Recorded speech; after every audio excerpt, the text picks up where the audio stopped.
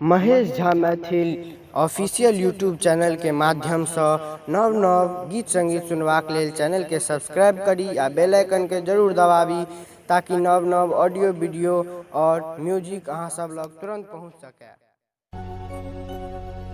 शुभ दिन मंगल आज है उपनयनक आंगन।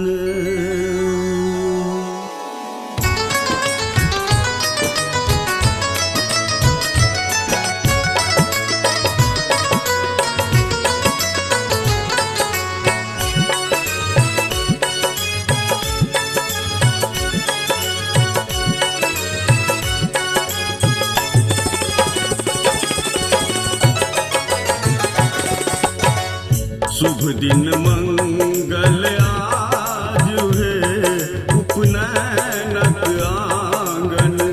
शुभ दिन मंगल आज है उपनयनक आंगन। पंडित वेद पढ़ता है, पंडित वेद पढ़ता है उपनयनक आंगन। शुभ दिन मंगल आज है उपनयनक आंगन।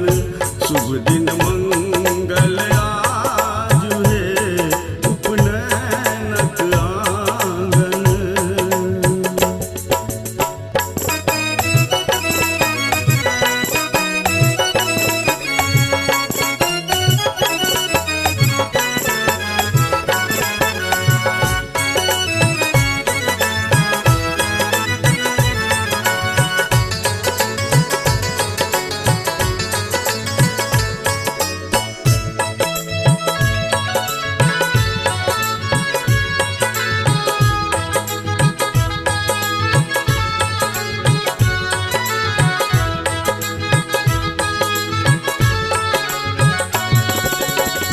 नव संस्कार चढ़त बरुआ के, वेदक शब्द सुनत बरुआ से।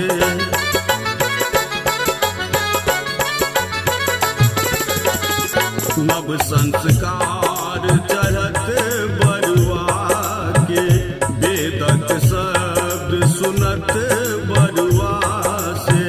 बाबा देतन संस्कार है, बाबा देतन संस्कार है उपनयनक आंगन। शुभ दिन मंगल आज है उपनयनक आंगन।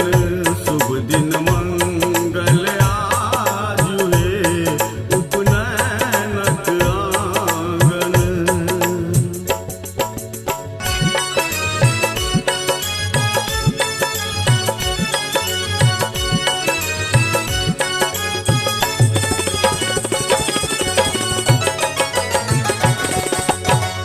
ई मिथिला